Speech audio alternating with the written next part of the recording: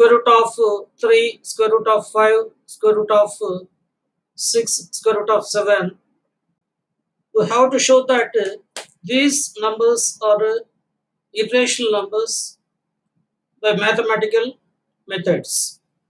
We have to show that square root of 3 is an irrational number. Square root of 5 is an irrational number. We have to prove that square root of 6 is an irrational number. We have to prove that square root of 7 is an irrational number. Strictly following the mathematical methods, we have to show that these are irrational numbers. To prove these results, we follow contradiction method. Contradiction method is a method in which we assume that the statement is true. Taking the statement is true, and we follow the mathematical procedures, and finally we get a contradiction to our assumption, and then we conclude that our assumption is wrong. Hence, the required proof is completed. So this is a contradiction method in mathematics. Now we prove the results: square root of 3, square root of 5, square root of 6, square root of 7. All these numbers are irrational numbers. We prove these results by contradiction method. Okay, let us start the class now.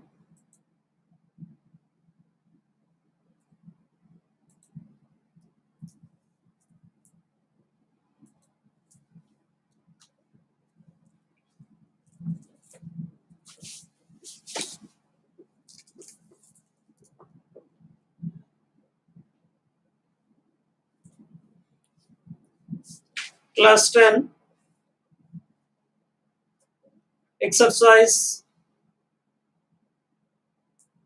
1.3. This is third problem. Second problem.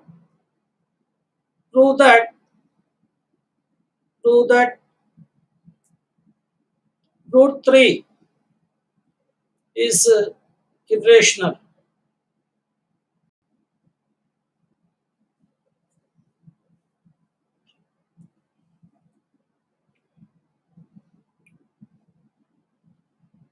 To prove that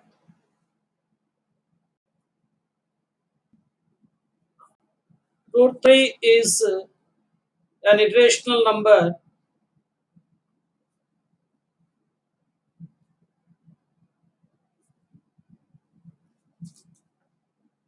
we follow contradiction method. Contradiction method. What is contradiction method? We have to prove that root 3 is an irrational number. So here we assume that root 3 is a rational number. We assume that root 3 is a rational number. Assume that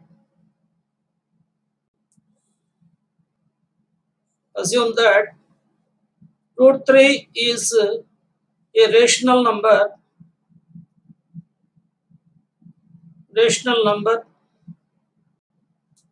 such that root 3 equal to a by b, where a and b are co-primes,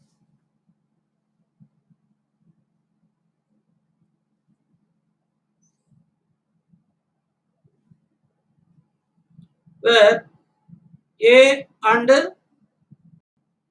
b are co-primes, and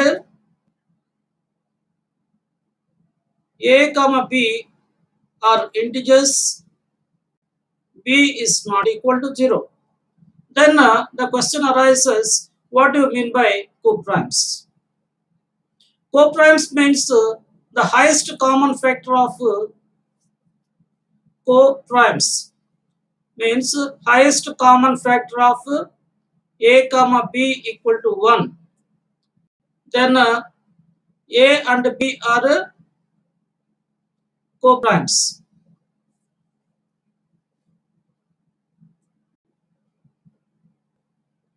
If highest common factor of a and b is equal to 1, then we say that a and b are co-primes. So that means here root 3 is considered as a rational number, and hence we can express this in a by b form, where b is not equal to 0 and a and b are integers. Here we have taken that another condition is a and b are co-primes. Here we have taken a and b are co-primes. This is the condition we have considered. So square root of 3 equal to a by b, or a equal to b multiplied by root 3. Squaring on both sides, squaring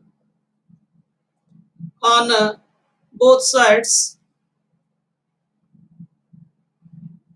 we get squaring on both sides, we get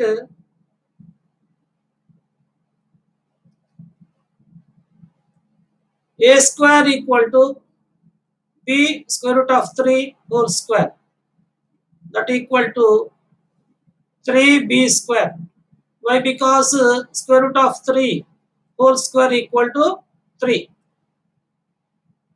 So this is the reason we can write square root of 3 equal to 3, and therefore a square equal to 3b square.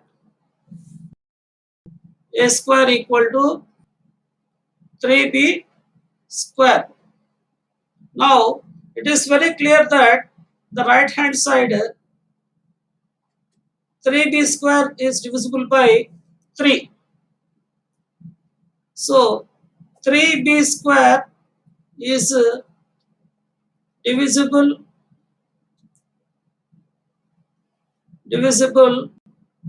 by 3.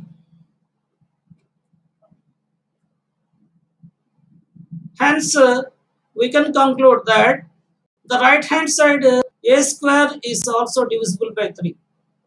The right hand side a square is also divisible by 3. A square is divisible by 3.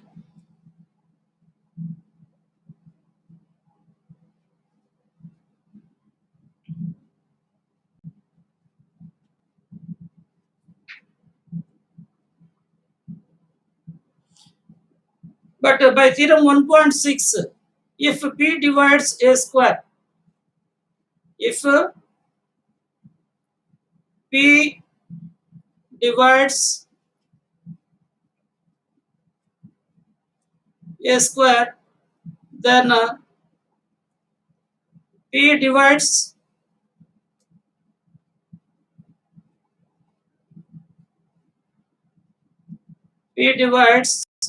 a. So using this theorem 1.6, using the statement of this theorem, theorem 1.6. So 3 is a prime number. 3 divides a square. 3 divides a square means 3 divides a. This implies 3 divides a. That means we can write a equal to 3c for some integer c. Yesterday also, in the previous class,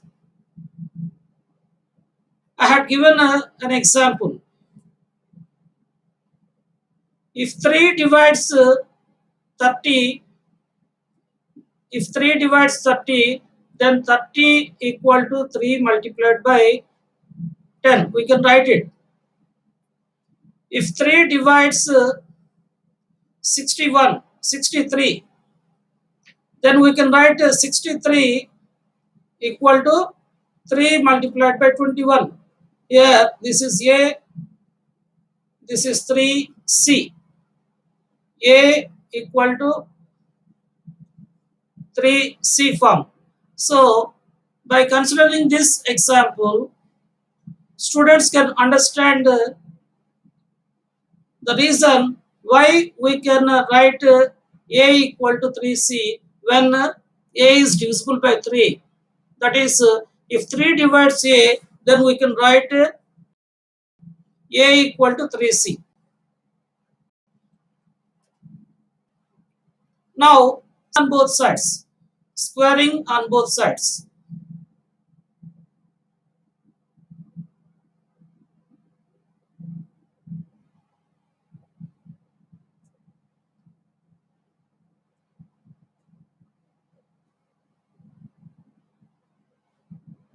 Squaring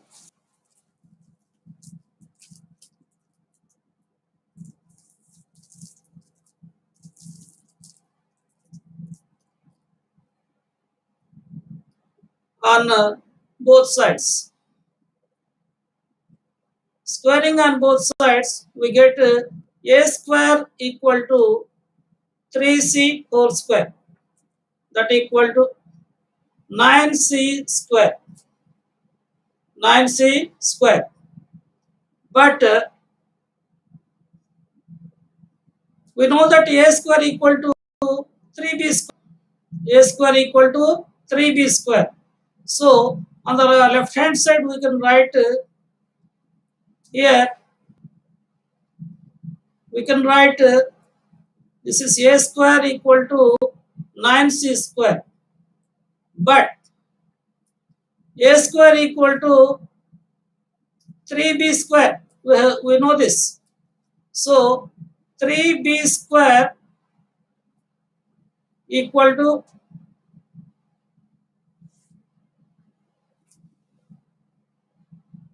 9C square. So, this from this we get B square equal to 3C square.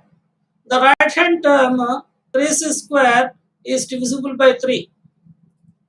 So, we write it 3C square is divisible by 3. If the right hand side is divisible by 3, then we can conclude that the left hand side term B square is also divisible by 3. Hence, hence B square is divisible by 3. Now, by theorem 1.6, theorem 1.6, what is the theorem 1.6? If P divides A square, if P divides A square, then P divides A. Here, B square is divisible by 3. Then we can say that hence, hence 3 divides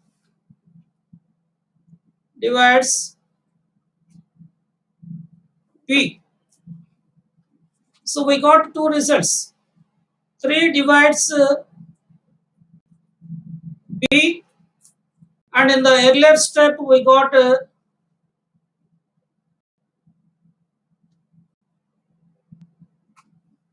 3 divides A. We got 3 divides A. In the earlier step we got 3 divides A, and now we got 3 divides B. So, therefore, we got that we got that 3 divides 3 divides both A and B,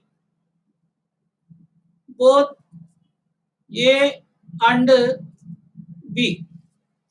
So that implies 3 is a common factor, a common factor of both A and B. This is a contradiction to our assumption that this is uh, this is a contradiction.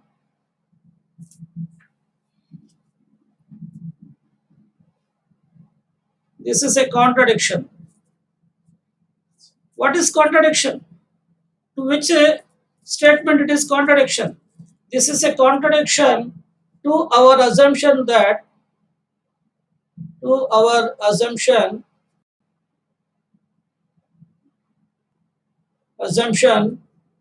that A and B are co-primes. A and B are co-primes. Co-primes means the highest common factor of so within brackets we can write HCF of A comma B equal to 1. This is our assumption. But now we got that 3 is common factor of both A and B. We got that 3 is a common factor of both A and B. So this is a contradiction. Hence, our assumption is wrong. Hence,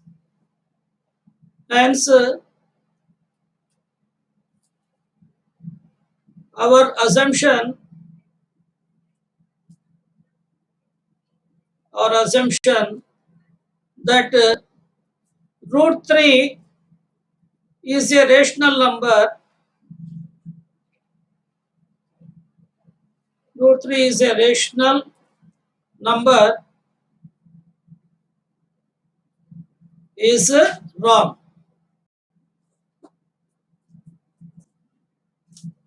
So if this is wrong, then what is the result?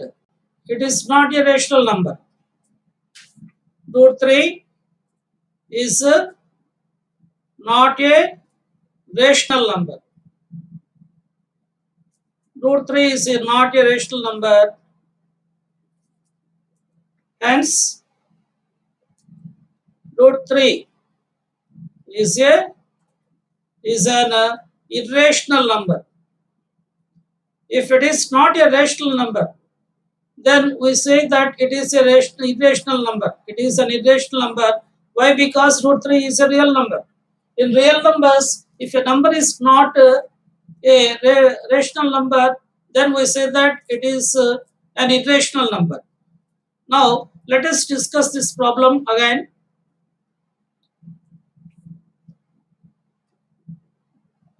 Students, you must understand the logic behind this procedure. We are following the contradiction method. So, in the first step, we assume that root 3 is a rational number. So, prove that root 3 is a irrational number. To prove this result, we follow contradiction method. By contradiction method, we assume that root 3 is a rational number. If root 3 is a rational number, then we can write square root of 3 in a by b form, where a and b are integers and b denominator is not equal to 0. And one more consideration here is a and b are co-primes. A and B are co-primes. What do you mean by co-primes? Here, if the highest common factor of any two numbers is equal to 1, then we say that the two numbers, the two integers are co-primes. Now we have written square root of 3 equal to a by b. From this we get a equal to b root 3.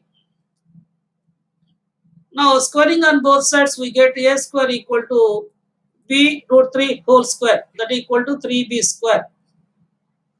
This is because square root of 3 whole square equal to 3. From this we get that a square equal to 3b square. Now we apply the logic. The right hand side term contains 3. So the right hand side term 3b square is divisible by 3. When the right hand side term is divisible by 3, then we can conclude that the left hand side term a square is also divisible by 3. Because left hand side is equal to right hand side, a square equal to 3b square. When 3b square is divisible by 3, we can say that a square is divisible by 3. Now we apply theorem 1.6. According to the statement of theorem 1.6, if p divides, if a prime number divides a square, where a is an integer, a positive integer, then p divides a. This is a statement. So we got that 3 divides a square. If 3 divides a square, 3, then by theorem 1.6 we say 3 divides a. If 3 divides a, then we can write a equal to 3c for some integer c. To understand this concept, I have considered some examples. If 3 divides 30, then 30 can be written as the product of 3 and 10. Here a equal to 30 and c equal to 10 here. And I consider another example. If 3 divides 60 was 63, then 63 equal to 3 multiplied by 21. Here a is 63 and c is 21. So like that, here if 3 divides a, any positive integer, then a can be written as 3c, a equal to 3c for some integer c. Now we square on both sides, squaring on both sides, we get a square equal to 3c whole square, that equal to 9c square. But we have the result that a square is equal to 3b square. A square equal to 3b square. So on the left hand side, a square, we can write 3b square. In place of a square on the left hand side, we can write 3b square. So we got that we got 3b square equal to 9c square. On cancellation, we get b square equal to 3c square. Now we apply the logic. The right hand side 3c square has 3. So 3c square must be divisible by 3. When 3c square, right hand side term 3c square is divisible by 3, we can say that the left hand side term b square is also divisible by 3. So if the left hand side term b square is divisible by 3, then by theorem 1.6, what is theorem 1.6? If a prime number p divides a square, then the prime number p divides a. So here the prime number is 3. 3 divides b square. 3 divides b square means 3 divides b. Now we got two results. 3 divides a and 3 divides b. From this we can say that 3 is a common factor of both a and b. Why? Because 3 divides a and 3 divides b. So 3 is a common factor of both a and b. This is a contradiction. So how can we say that it is a contradiction? To which it is a contradiction? This is contradiction to our assumption that a and b are co-prime numbers. The first starting statement we have taken square root of 3 equal to a by b. where A and B are co-primes. What do you mean by co-primes? The highest common factor of A and B equal to 1. There is no common factor other than 1. But here we got 3 as a common factor for both A and B. So this is a contradiction. Why this contradiction arised? This contradiction has arisen because our assumption that the square root of 3 is a rational number is wrong. So, if root 3 is not a rational number, then what will be the conclusion? We can conclude that root 3 is an irrational number. This is how we prove that a number root 3 is an irrational number. Now, we apply the same procedure to show that square root of 5 is an irrational number. Now we show the result.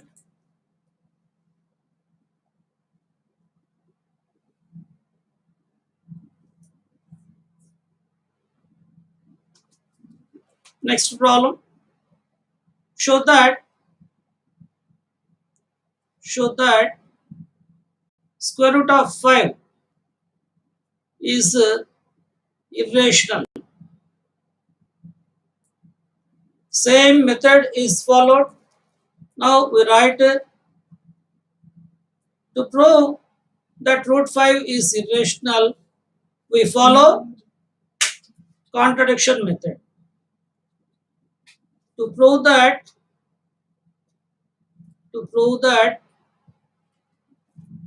root 5 is an irrational number,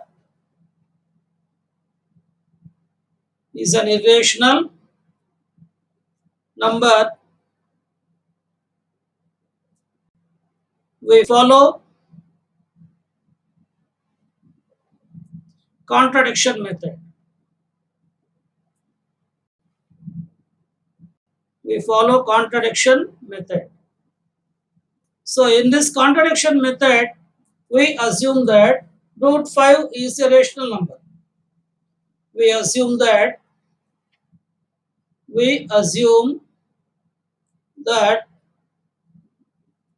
square root of 5 is a rational number,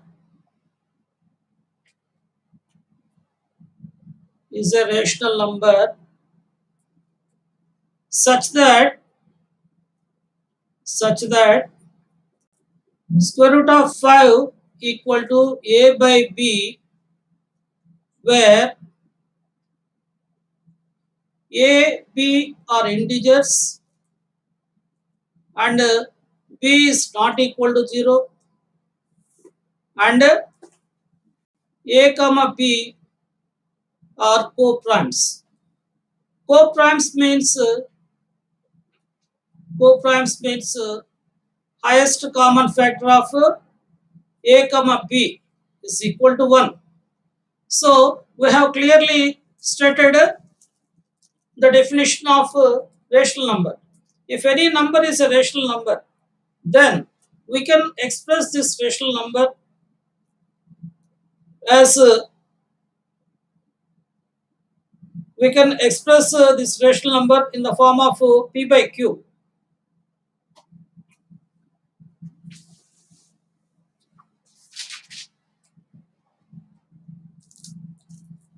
In the form of p by q, where p and q are integers and q is not equal to 0. In addition to this, here we have taken that p and q are co-primes. In place of p and q, we have taken a and b. In place of p and q, we have taken a and b.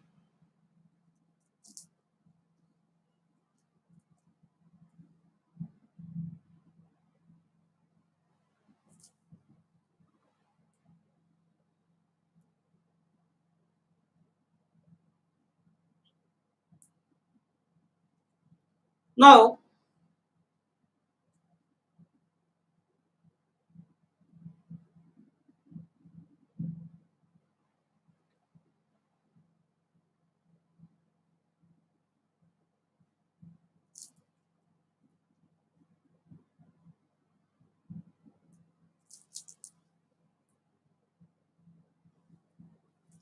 root 5 equal to square root of 5 equal to a by b.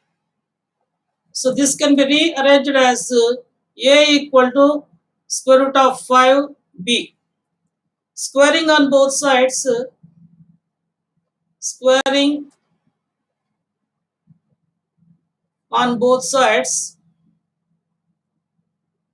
squaring on both sides, squaring on both sides, a square equal to square root of 5b whole square. This is equal to 5b square. This is equal to 5b square. So now the right hand side term contains 5. So this is equal to a square equal to 5b square.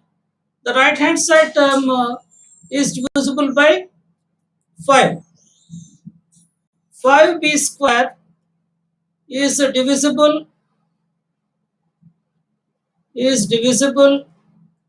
by 5.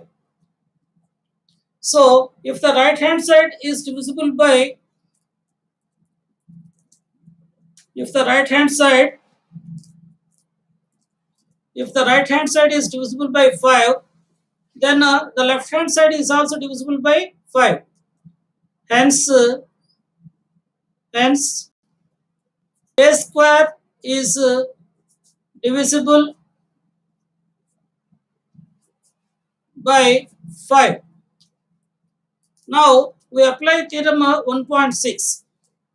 By theorem 1.6, if p divides a square, then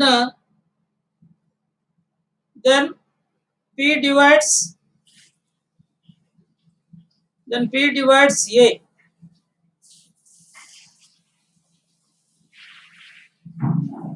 By theorem 1.6,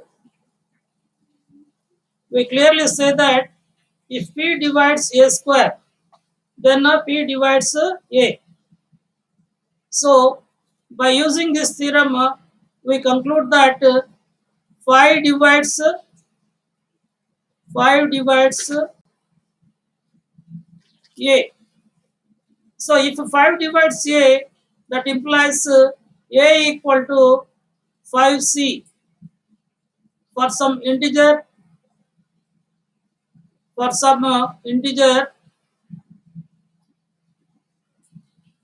c.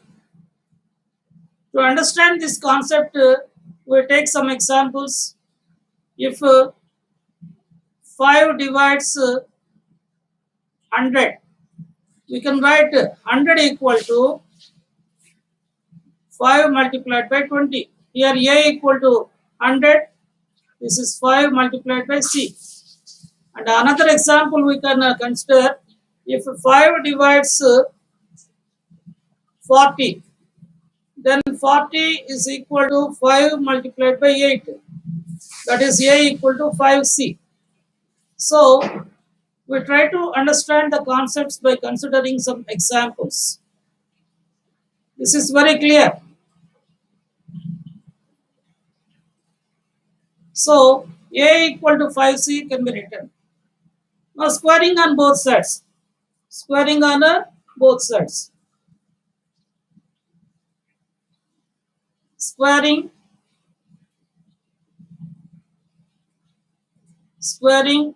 on both sides. Squaring on both sides, we get a square equal to 5c whole square. That equal to 25c square. But we know that means we got that a square equal to 25c square. But a square equal to 5b square. We know this result. But a square equal to 5b square. So in place of a square on the left hand side, in place of a square on the left hand side, we can write 5b square equal to 25c square. Therefore, b square equal to 5c square. Now, in this, we have shown that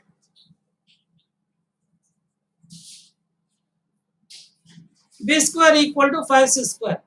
In this, the right hand term 5c square, the right hand term 5c square is divisible by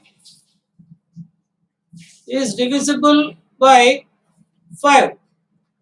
If the right hand term 5c square is divisible by 5, then the left hand side term b square must be divisible by 5.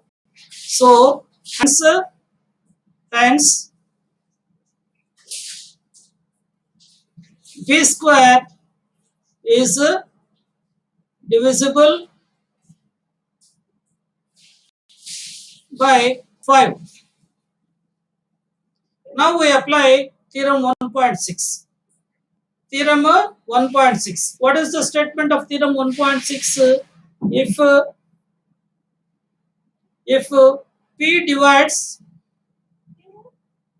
p divides a square, then p divides a. If p divides a square, then p divides a.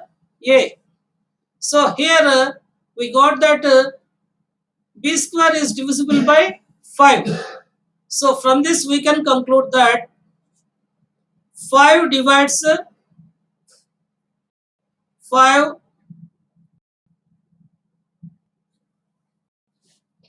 divides b square.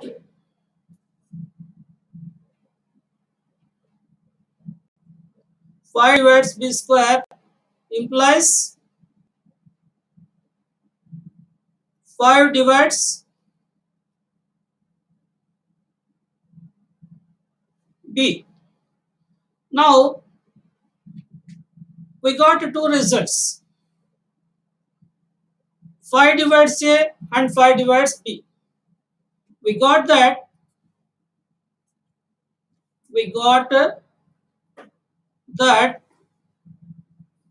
5 divides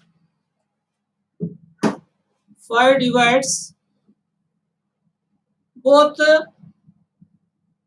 and b. That implies 5 is a common factor. 5 is a common factor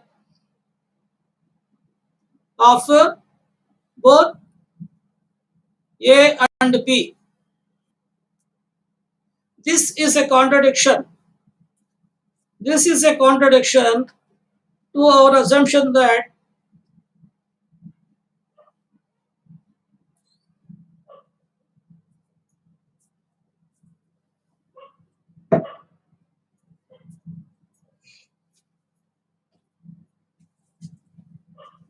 this is a contradiction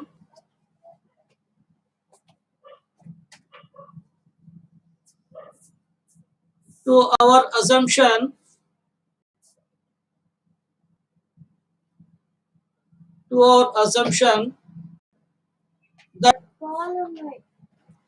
a and b are co-primes. Here where co-primes means highest common factor of a comma b equal to 1. We have taken this in our assumption, but we got that common factor of 5. Common factor of a and b is 5.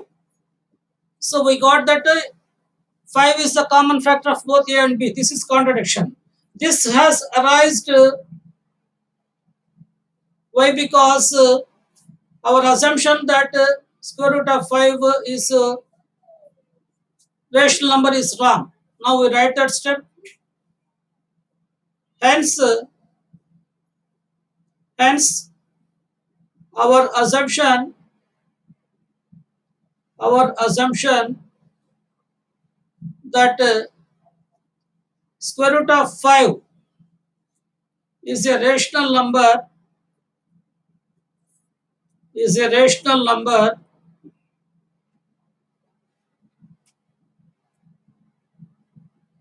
is wrong. So if our assumption is wrong, then what we can conclude is then square root of 5 is not a rational number. If square root of 5 is not a rational number, then what can we say about it? If square root of 5 is not a rational number, then we can conclude that this is a rational irrational number. So therefore square root of 5 is an irrational number. So we proved this result. We proved this result by contradiction method. Contradiction method. Now we discuss this problem again to understand in a better way. For all these problems, we follow the same procedure. That is, we apply the contradiction method.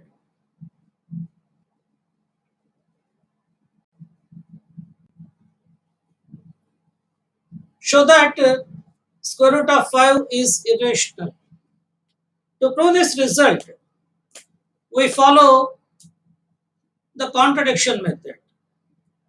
In contradiction method, we assume that square root of 5 is a rational number. We assume that square root of 5 is a rational number. So if it is a rational number, we can write it in the form of a by b, where a and b are integers and b is not equal to 0. And in addition to this, we have considered that a and b are co-primes. Then what is the definition of co-primes? Co-primes means the highest common factor of both a and b is equal to 1. The highest common factor of both a and b is equal to 1. Now, square root of 5 equal to a by b can be rearranged as a equal to square root of 5b.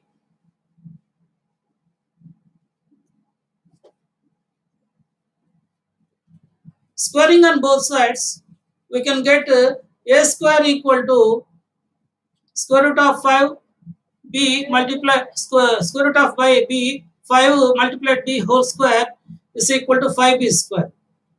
So we got a square equal to 5b square. The right hand term 5b square contains the number 5. So 5b square is divisible by 5. When the right hand side is divisible by 5, we can conclude that the left hand side term a square is also divisible by 5. So this is simple logic. When the right hand side term is divisible by 5, then the left hand side must also be divisible by 5. So now we apply theorem 1.6. What is the statement of theorem 1.6? Theorem 1.6 states that if p is a prime number and if p divides a square, then p divides a. Now we got that 5 divides a square. 5 divides a square implies here 5 divides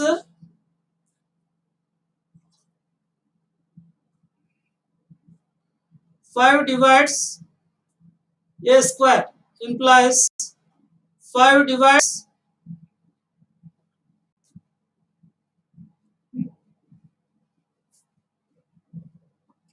5 divides A. So we have written 5 divides A. If 5 divides A, then we can write 5 divides 5 equal to 5C for some integer C.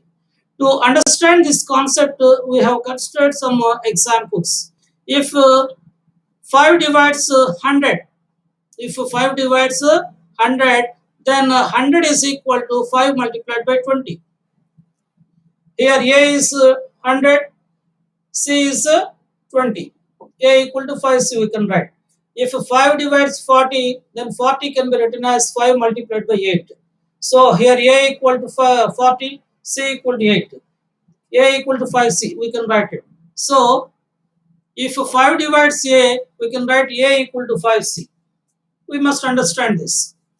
Now squaring on both sides, we get A square equal to 5C whole square, that equal to 25C square. But we have the result that A square equal to 5B square. We know that A square equal to 5B square. Now substituting this value in place of A square on the left hand side, we get 5B square equal to 25C square. 5B square equal to 25C square. On cancellation,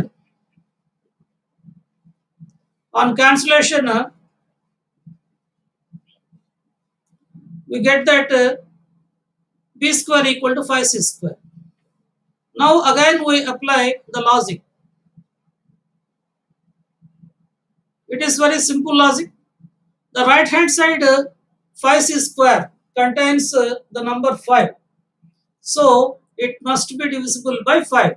5C square is divisible by 5. It is very clear. When the right hand side term 5C square is divisible by 5, then we can conclude that the left hand side term B square is divisible by 5.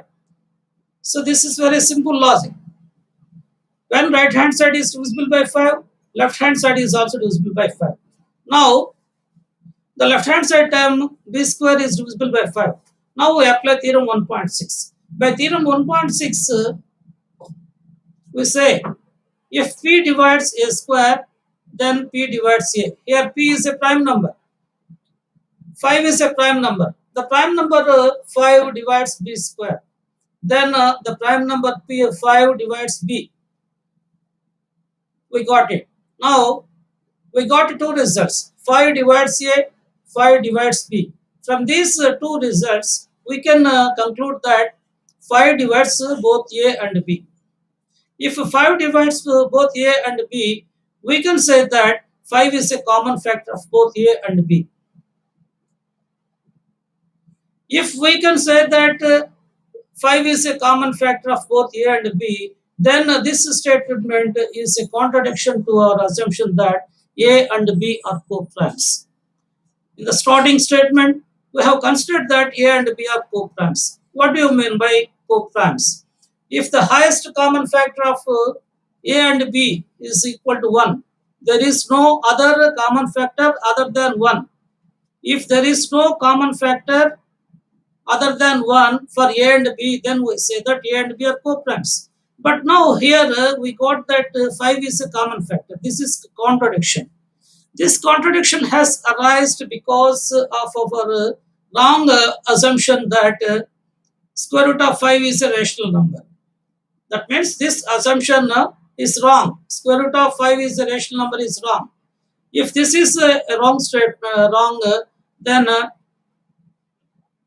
we say that square root of 5 is not a rational number.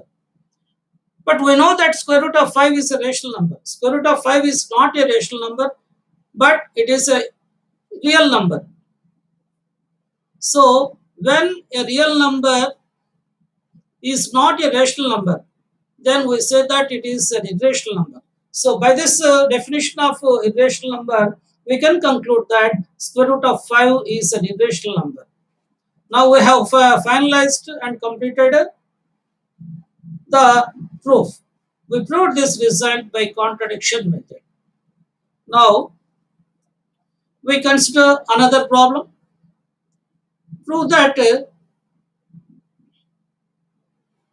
prove that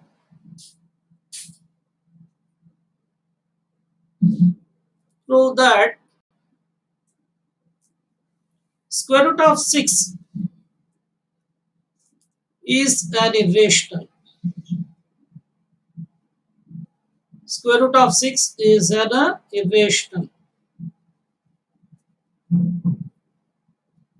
So we apply the same procedure. To prove that square root of 6 is an irrational, we assume that it is a rational number.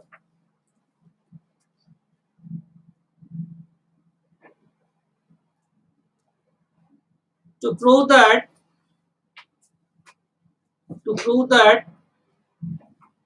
square root of 6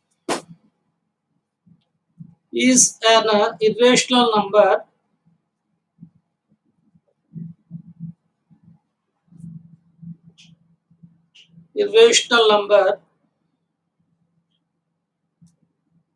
we follow contradiction method.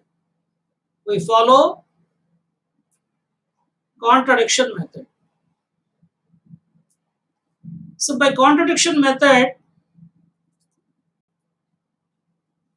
we have to assume that square root of 6 is irrational. That is, it is not irrational. We have to prove that square root of 6 is irrational. To prove this, we assume that square root of 6 is a irrational number. We assume that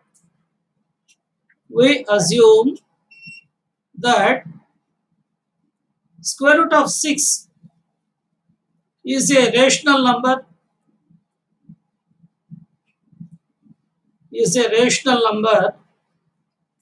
such that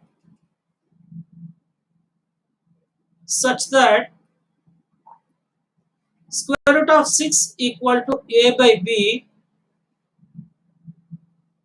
square root of 6 equal to a by b, where a and b are integers, b not equal to 0, and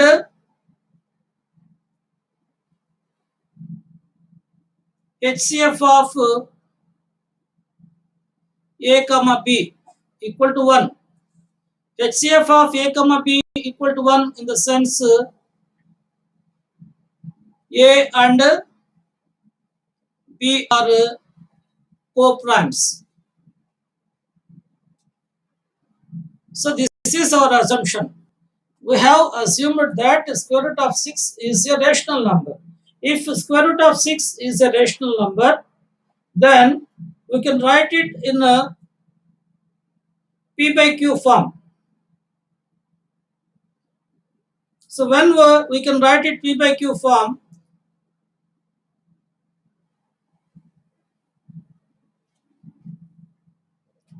there are certain conditions. Here in place of p by q, we have written a and b. We have written a and b. So first condition is first one is these a and b are integers, and the denominator b is not equal to 0, and next highest common factor of a and b is equal to 1. This is the definition of co-primes. When highest common factor of two numbers is equal to 1 and there is no other common factor, then the two numbers are co-primes. The two numbers are co-primes. So square root of 6 equal to a by b. From this we get a equal to square root of 6b. Now squaring on both sides. Squaring on both sides squaring on both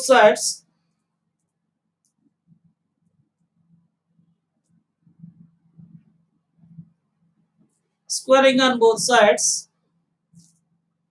a square equal to square root of 6b whole square. This is equal to 6b square. So we got a square equal to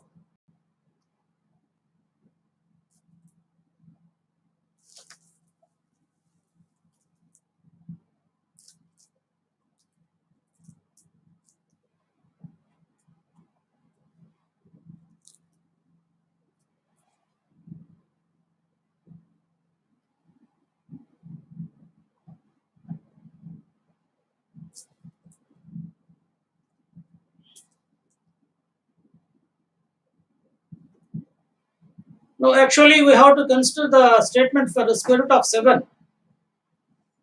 We must change this square root of 7.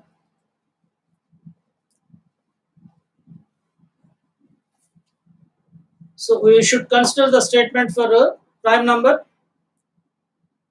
This is square root of 7.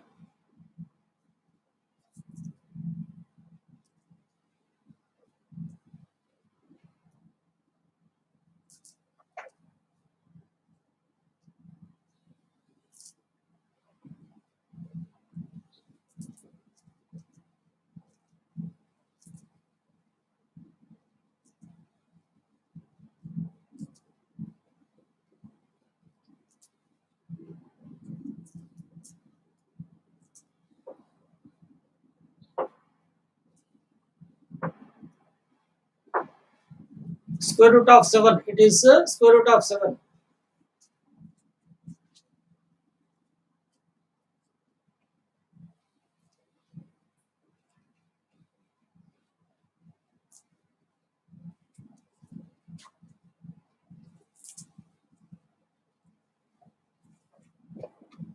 So a square equal to 7b square. After proving the statements for the prime numbers, I will consider the other numbers. I will explain how to prove square root of 6, that it is an irrational number, and the square root of 8, it is an irrational number. I can explain you how to prove that one. Now let me prove the statement for the prime numbers only. So a square equal to 7b square. Now the right hand side term has 7. So 7b square is divisible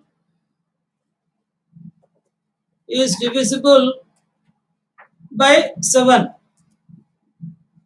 It is very simple logic. 7b square is divisible by 7. That implies that the left hand side term a square is divisible by 7. A square is divisible divisible by 7. So this is very simple. If a square is divisible by 7, then by theorem 1.6, then by theorem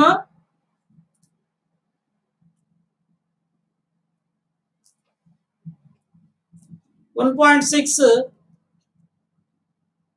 theorem 1.6, if p divides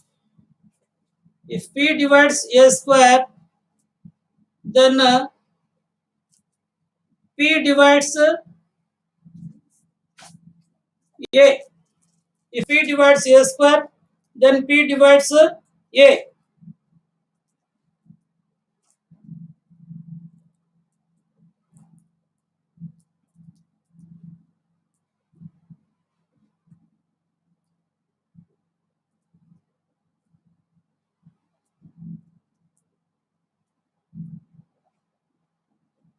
Now we can write a equal to 7c for not this. We have to write a step. A square is divisible by 7. Then a square is divisible by 7. This implies that a is divisible by 7. A is divisible by 7. A is divisible by 7. So if A is divisible by 7, then we can write A equal to 7C for some integer C. So we can take some examples to understand this concept. If 7 divides 70, then 70 can be written as 7 multiplied by 10. So here A equal to 7C. We can take another example to understand this concept. If A divides, if 7 divides 56, then 56 can be written as 7 multiplied by 8. This is A equal to 7C. So these examples are given just to understand the concept. It is not the part of the proof. So you need not write.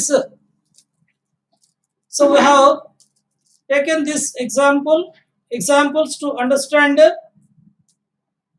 the concept. Now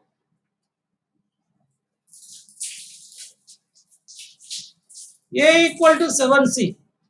We have A equal to 7C squaring on both sides. Squaring on both sides.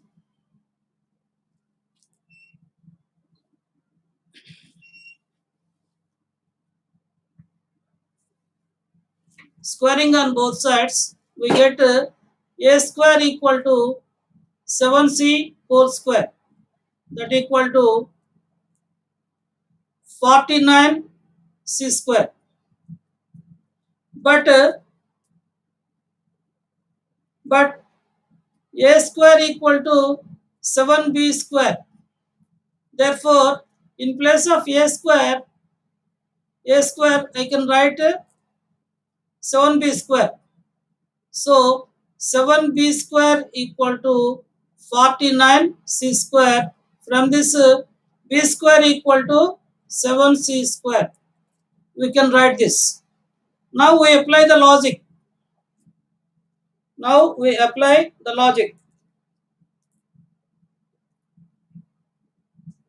If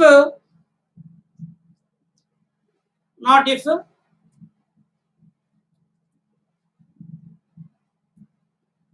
7C square is divisible by 7.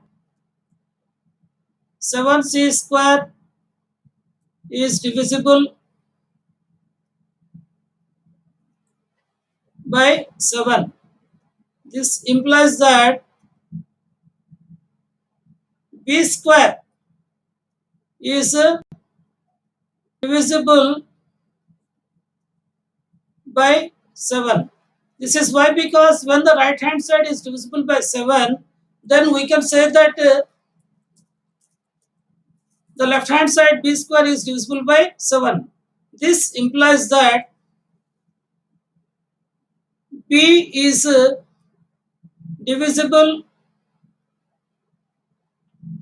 by 7. This is by theorem 1.6. What is theorem 1.6? Theorem 1.6 states that, now I write theorem 1.6 here. Theorem 1.6, if P divides A square, then P divides A. If P divides A square, then P divides A. This is the statement of theorem 1.6. Now we got two results. We got that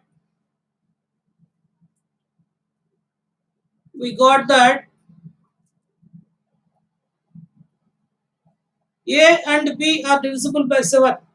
We got that A and B are divisible by 7. We got that A and B are divisible by 7. That means we got that 7 divides both A and B. So this implies 7 is a common factor.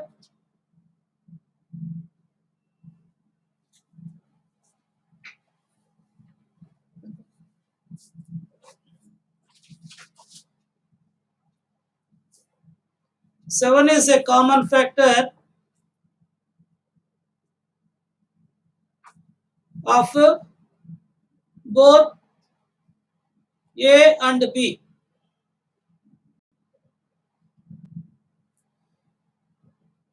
So this is a contradiction to our assumption that A and B are co-primes.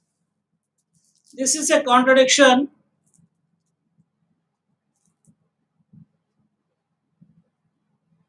This is a contradiction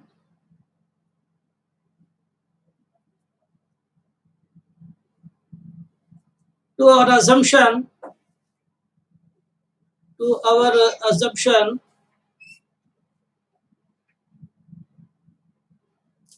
that A and B are co-primes. So when do you say that two numbers are co-primes? That is highest common factor of A and B is equal to 1. We have taken this assumption. So in the starting, we have taken that A and B are co-primes. But here we got that 7 is common factor of both A and B. This is a contradiction. This contradiction has arisen. Why? Because our assumption that square root of 7 is a rational number is wrong. It is not a rational number. So now we write it. Our assumption,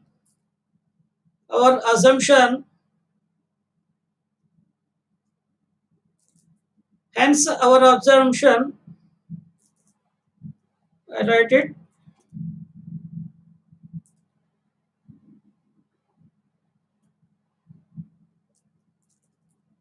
Hence,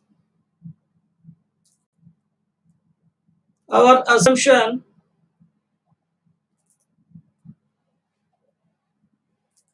that square root of 7 is a rational number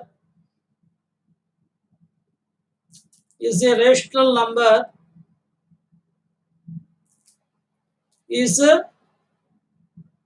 wrong. So this assumption is wrong. So if this assumption is wrong, then what we can conclude is that square root of 7 is not a rational number. Square root of 7 is not a rational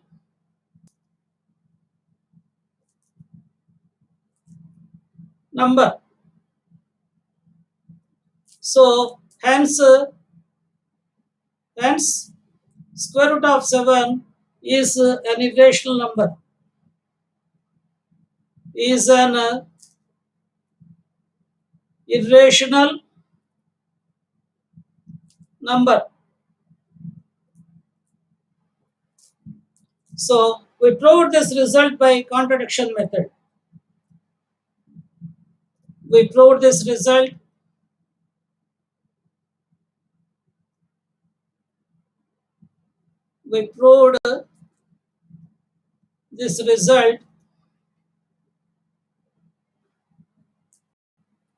by contradiction method.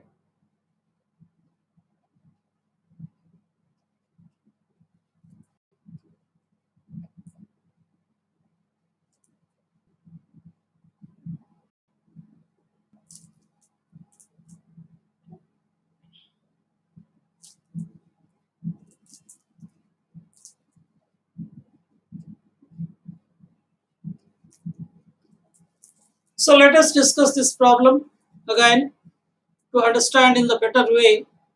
So students must understand the procedure The same procedure is followed to prove the results. Square root of 3, 2 is an irrational number. Square root of 3 is an irrational number. Square root of 5 is an irrational number. Square root of 7 is an irrational number.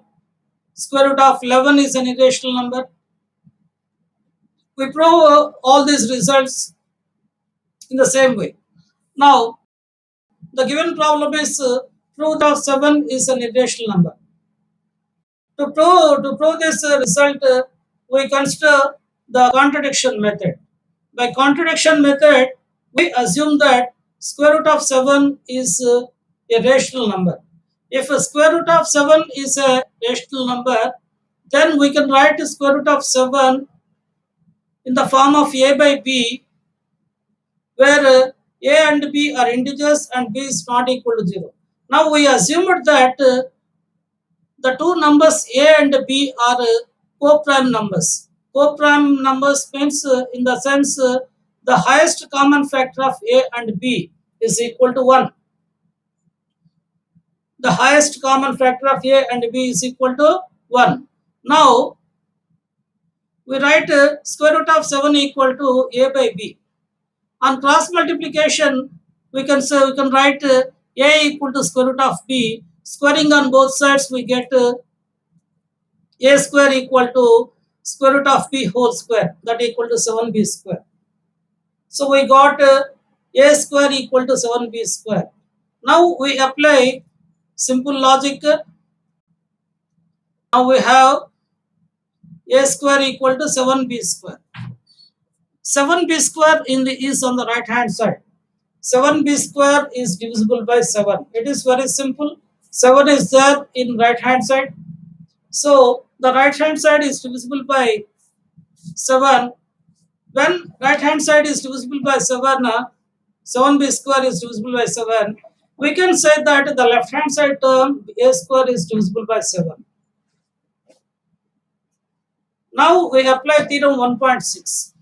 Theorem 1.6 clearly states that if p divides a square, then p divides a, where p is a prime number and a is some positive integer. If p is a prime number and if p divides a square, then p divides a. This is the statement of theorem 1.6. Here we got that a square is divisible by 7 and 7 is a prime number. So 7 divides a square implies that 7 divides a.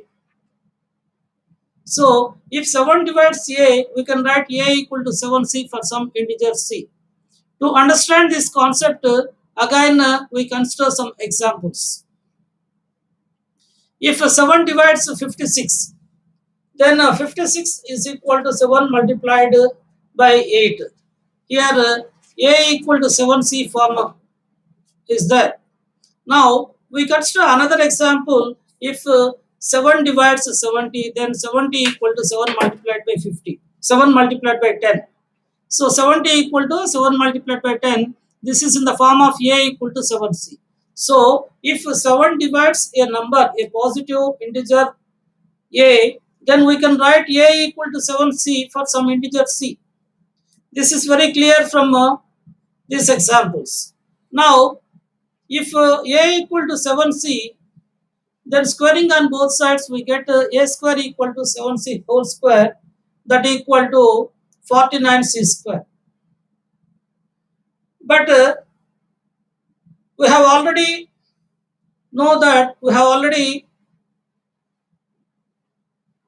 proved one a square equal to 7b square. We have already this statement. So in place of a square on the left hand side of above equation, we can substitute 7b square. So 7b square equal to 49c square. From this we get b square equal to 7c square. Now again we apply the simple logic. The right hand side is having the term 7 square. 7c square is divisible by 7. It is very clear. 7c square is divisible by 7. When 7c square is divisible by 7, we can say that the left hand side term b square is divisible by 7. That is 7 divides b square. This implies that 7 divides b. This is because we have theorem 1.6. If a prime number p divides a square, then p divides a. So 7 divides b square implies 7 divides b. So from these two results, that is we got 7 divides a and 7 divides b. From these two results, we can conclude that 7 divides both a and b. If 7 divides both a and b, we can say that 7 is a common factor of both a and b. 7 is a common factor of both a and b. If 7 is a common factor of both a and b, then this is a contradiction to our assumption that a and b are co-primes. In the starting, we have taken that square root of 7 equal to a by b, where a and b are co-primes, that is the highest common factor of a and b is equal to 1. Hence, we conclude that our assumption that the square root of 7 is a rational number is wrong. If this statement is wrong, then square root of 7 is not a rational number. But square root of 7 is a real number. It is not a rational number, but it is a real number. So, if a number is a real number, if a real number is not a rational number, then it is an irrational number. It is the definition of irrational number. So, by applying the definition of irrational number, we can say that square root of 7 is an irrational number. So, here we proved this result by contradiction method. The same procedure is applied to prove the last problem here. Today, we will discuss another problem in the same method. Prove that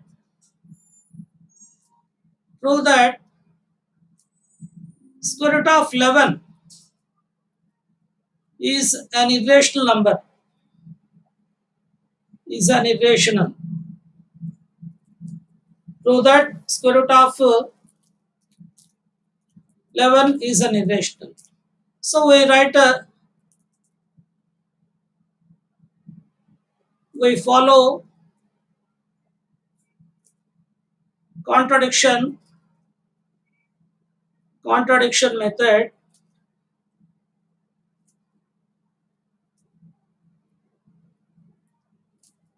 to prove that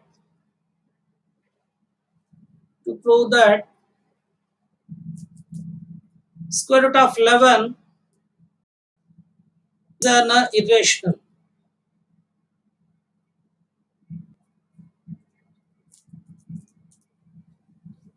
We assume that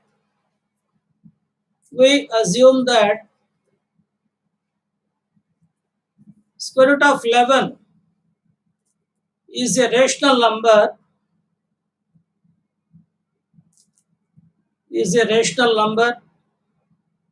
such that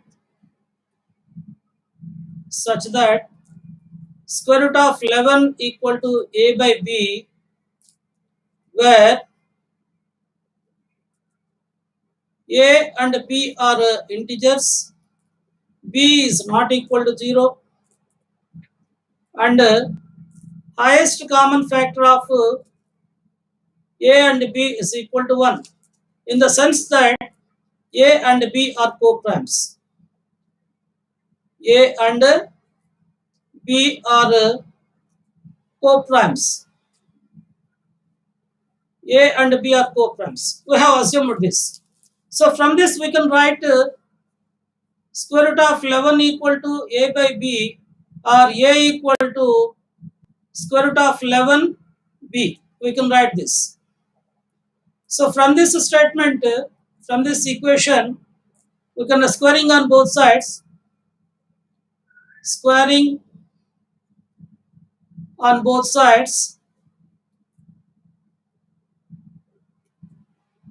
Squaring on both sides, we get a square equal to square root of 11 b whole square, that equal to 11b square. 11b square. So we got a square equal to 11b square. Now we apply the logic. 11b square is divisible by 11b square is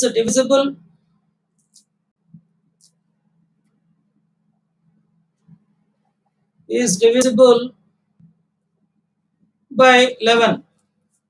Hence a square is divisible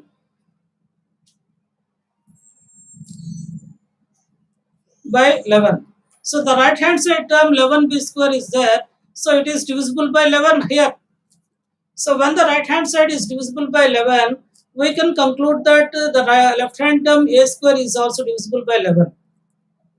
So now we apply theorem 1.6 by theorem 1.6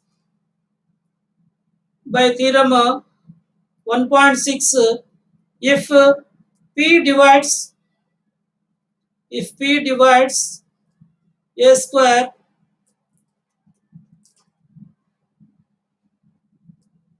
then p divides a. So here 7 divides a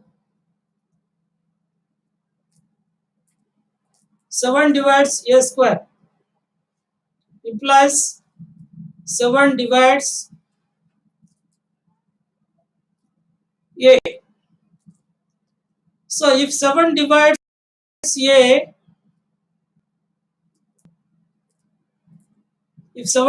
a, then we can write if 7 divides a, then we can write a equal to 7c. Oh, not 7, no, we must write 11. This is 11.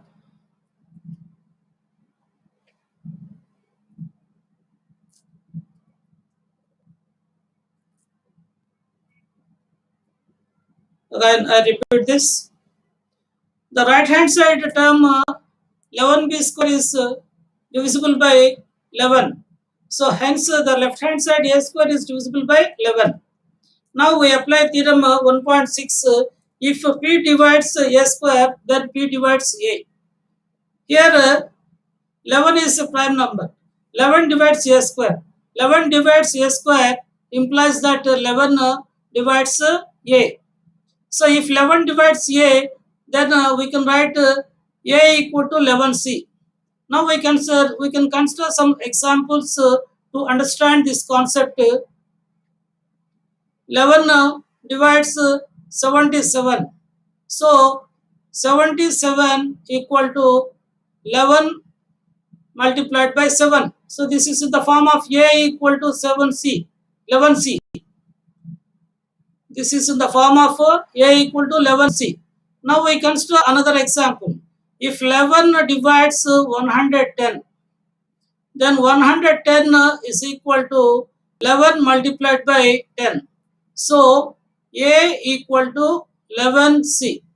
This is how we write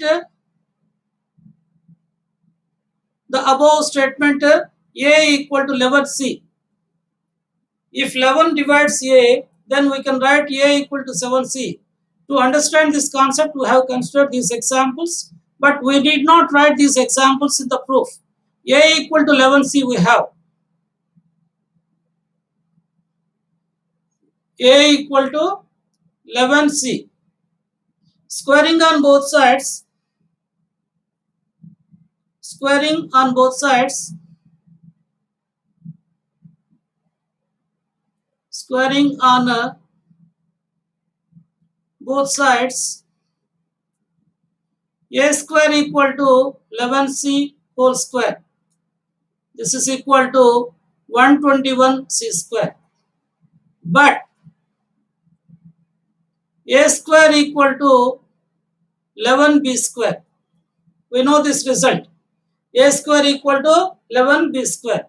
So we can write In place of a square, we can write 11b square. So 11b square equal to 121 c square. Hence, b square equal to 11 c square. Again, now we apply the logic. The simple logic, 11 c square is divisible by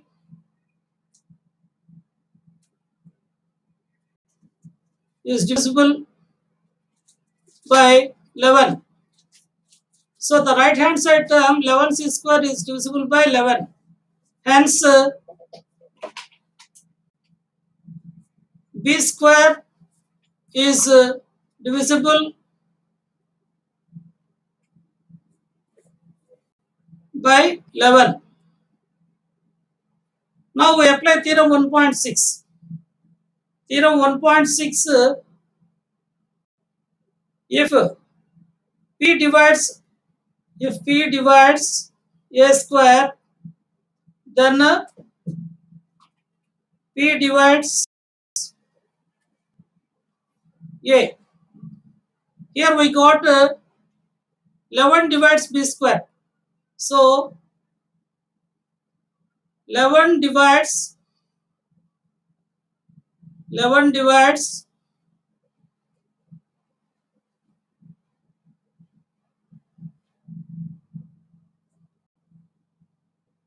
11 divides b square implies 11 divides b. Now we got two results. 11 divides a and 11 divides b. Now we write it. We got that 11 divides both a and b. If 11 divides both a and b, then we say that 11 is common factor of a and b. Then 11 is a common factor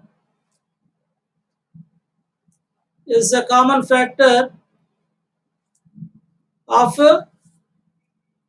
both a and b. This is a contradiction statement. So what is the contradiction? We assumed in the starting that a and b are co-primes. So we write it. This is a contradiction. This is a contradiction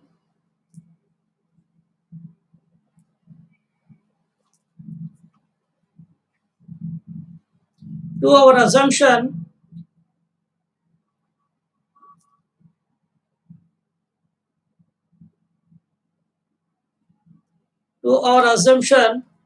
that a and b are co-primes.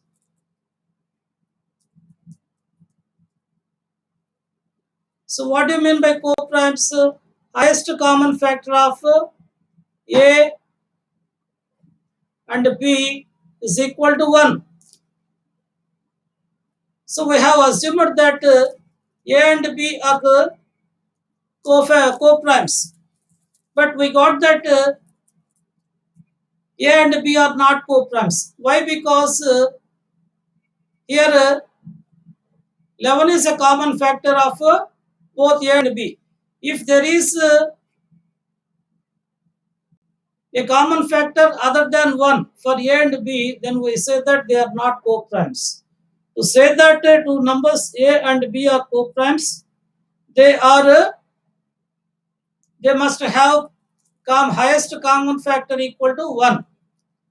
So this is a contradiction to our assumption that a and b are co-primes. This has arisen because of our wrong assumption. So Hence, hence our assumption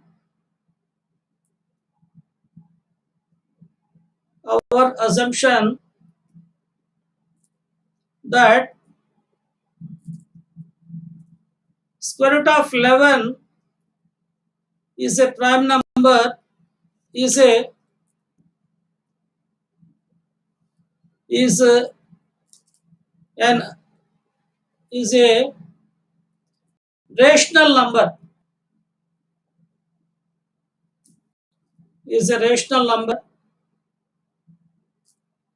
is wrong. So we have written here, since we got that A and B are co-primes, we conclude that our assumption that the square root of 11 is a rational number is wrong. If the square root of 11 is a rational number is wrong assumption, then we say that square root of 11 is not a rational number, is not a rational number. We know very well that square root of 11 is a real number. A real number which is not a rational number, if a real number is not a rational number, then it is an irrational number. Therefore, square root of 11 is an irrational number. Square root of 11 is an irrational number. So we proved the result by contradiction method. We proved this result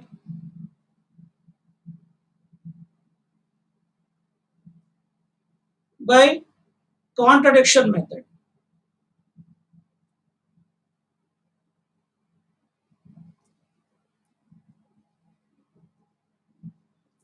Dear students, I would like to explain this problem again so that you can understand in the better way. Same procedure is followed to prove the result for different problems.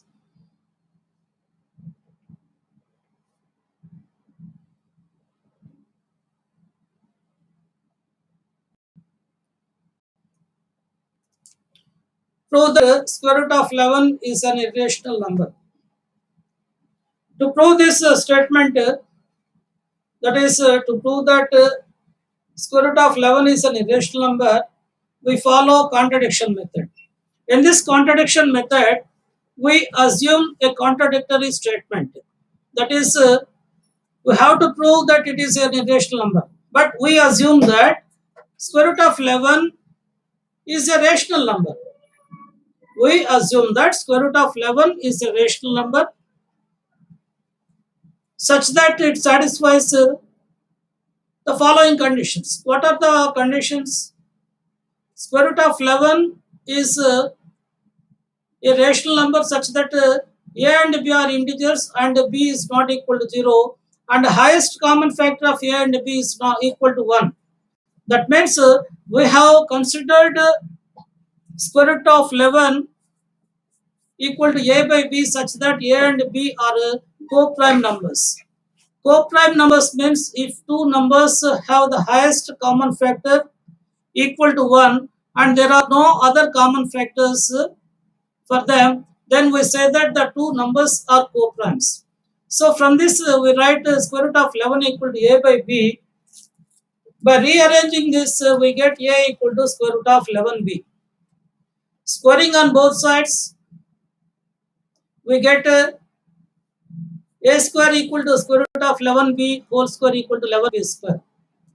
So we get A square equal to 11B square. We get the result A square equal to 11B square. Now we apply the logic.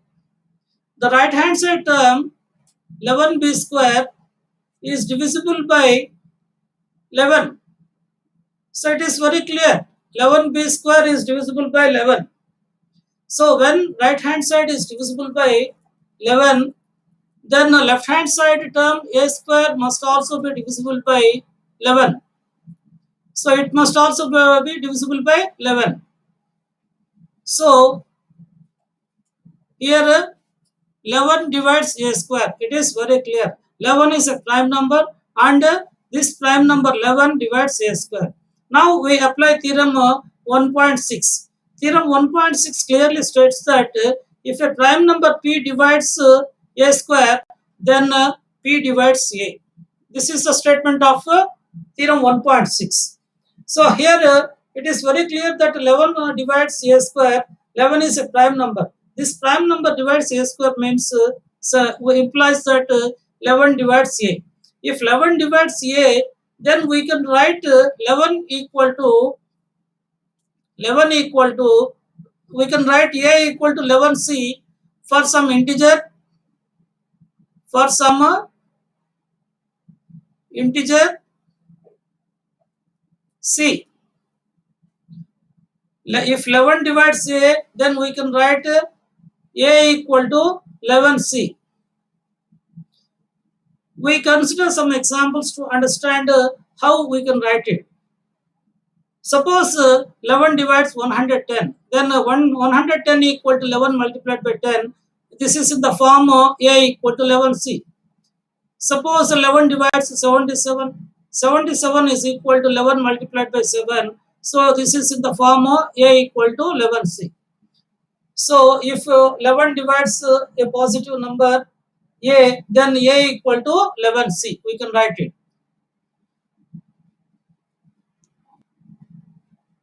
A equal to 11c, squaring on both sides, a square equal to 11c whole square. That equal to 11c whole square means 11 square. 11 square is equal to 121. 11 square equal to 121. So 11c whole square equal to 121 c square. But we know that a square equal to 11b square. So on the left hand side, in place of a square, we can write 11b square. So we get from these two results 11b square equal to 121 c square. On cancellation, we get b square equal to 11 c square. Now we apply the logic 11b square term, the term 11 c square on the right hand side, 11 c square is divisible by 11. Hence, the left hand side term b square is also divisible by 11. If the right hand side term is divisible by 11, then the left hand side term also should be divisible by 11. Now, it is very clear that 11 divides b square. 11 is a prime number and b is a positive integer here which we have taken. So, if b is a integer, then we can apply theorem 1.6. Theorem 1.6 clearly states that if p divides a square, then p divides a. Here p is a prime number. 11 divides b square implies 11 divides b. This is a very clear statement. Now we got two results. 11 divides a and 11 divides b. So we can conclude that 11 divides both a and b. If 11 divides both a and b, then we can say that 11 is a common factor of both a and b. If 11 is a common factor of both a and b, this is a contradiction to our assumption that a and b are co-primes. That is, in the starting statement, we have assumed that square root of 11 equal to a by b, where a and b are co-primes. That is, highest common factor of a and b is equal to 1. So this is our assumption.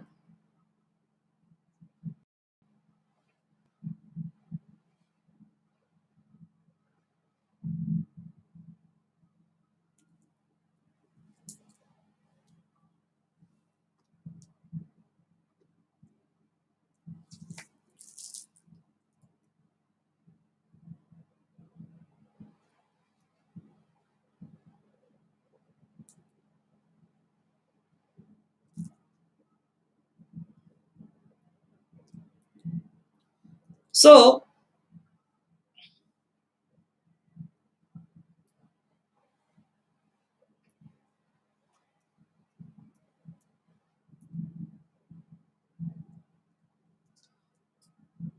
A and B are have common factor. If A and B have common factor 11, common factor of 11, then this is a contradiction to our assumption that A highest common factor of A and B equal to 1. This is our assumption, and this is what we got. We got that A and B equal to common factor of A and B equal to 11. So this is contradiction. This contradiction has arisen why? Because of our wrong assumption that square root of 11 is a rational number. We assumed that square root of 11 is rational number, and this assumption is wrong. So this assumption is wrong. So square root of 11 must be an irrational number. Square root of 11 must be irrational number. We proved this result by contradiction method. And students, you prove two results. First one, prove that square root of 13 is irrational. Second one, prove that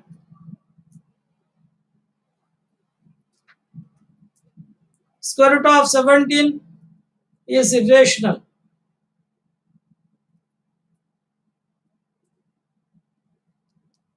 Prove that square root of 19 is irrational.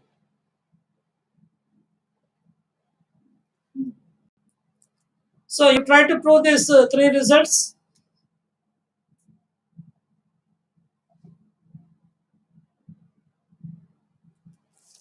So today we discussed how to prove some results. We have learned to prove square root of 2 is a rational number, square root of 3 is a rational number, square root of 5 is a rational number, square root of 7 is a rational number, square root of 11 is a rational number, square root of 13 is a rational number, and so on. That is, when a prime number is given to us, we learned how to prove that it is an irrational number. Students are given three problems in this exercise 1.3, and this concept is very important concept. That is why I have given you several examples so that all students can understand this concept in the better way. Students, dear students, you try to understand the concept, and you can try to solve the problems independently without any help. If you get any doubts, you can send your doubts to my email. I will clarify your doubts through email. Thank you all students. Thank you very much.